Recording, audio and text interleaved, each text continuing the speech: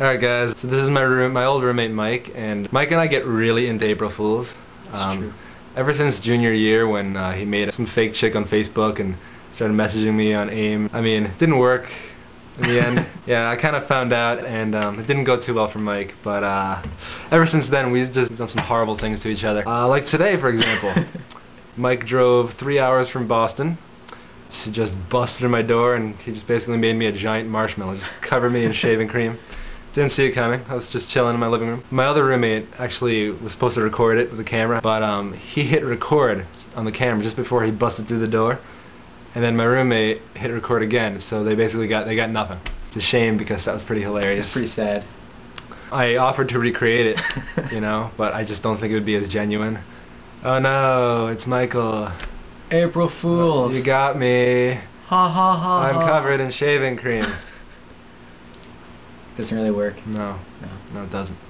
So yeah, there's actually kind of an untold April Fool's story. I have no idea. I'm waiting in suspense. Yeah. Last year, Mike knew that I was planning something, but he didn't know what.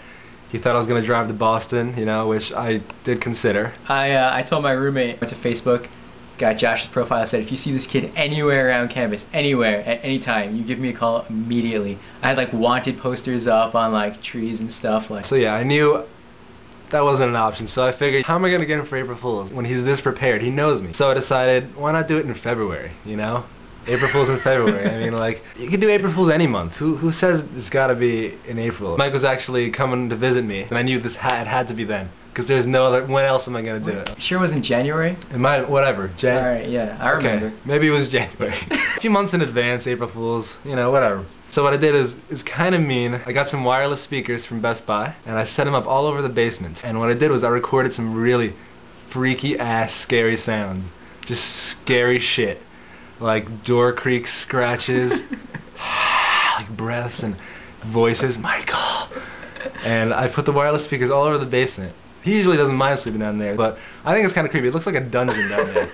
And Mike is easily scared. You can't take him to scary movies. Like anytime he's at a scary movie, like he just looks down at the floor, or he'll look at you rather than look at the movie. He'll just watch you. You know, which actually makes the experience much scarier for you. But okay, anyway. So we put the speakers down in the basement. That night, you know, we got back from going out, and I guess Mike maybe had a few beers or something, and he's tired, so he just went to bed downstairs. I called my roommates. I'm like, all right, it's time. You know, I whipped up my laptop. I felt terrible at first, but then I thought of some of the horrible shit that he's done to me, and I was like, you know what? He deserved this. We started with like, you know, we waited about 5 minutes for him to get cozy. We started with some of like the just subtle noise, like like scratches, door creaks, doors opening, and like we waited, we listened. I was really afraid I was gonna kill him. Like he was just gonna poop and die, like that. But yeah, we didn't hear anything at first. I figured at this point he's like, did I hear something? No. And he was sweating. He was like huddled up in bed or something. Then we got to like the really scary stuff. Like his voice is like, Michael.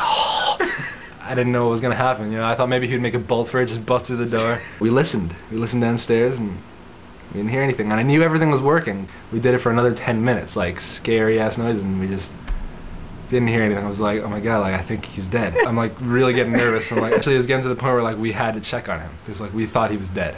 We thought we killed Mike. You know, we kind of just slowly. I let my roommates go first because I'm afraid at this point Mike has like fashioned some crude weapon. He's gonna throw a sack over my head and just beat me to death.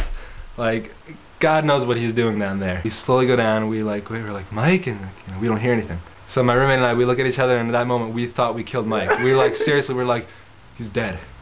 He's dead. What are we gonna do? What are we gonna tell the police? You know, like, we don't know, officer. He just pooped and died.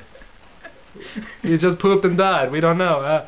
So finally, we get around the corner to where the bed is, and we just see a little tuft of hair under the covers. And so my roommate Jim is just like, Mike, and like finally he gets up. He's just like, what's up? And like all the lights are on. We're looking at each other like, what's going on? We're just like, nothing. We just had to flip the fuse because the power went out. Yeah. And he just goes back to sleep.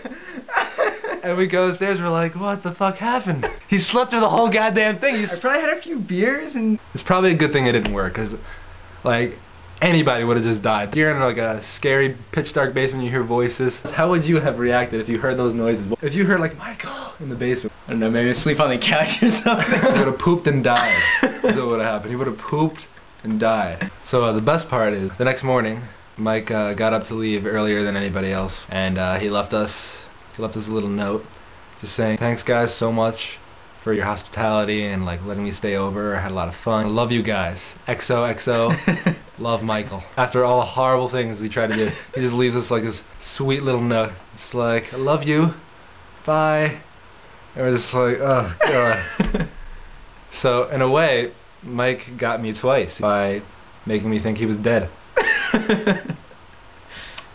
And that is my untold April Fool's story.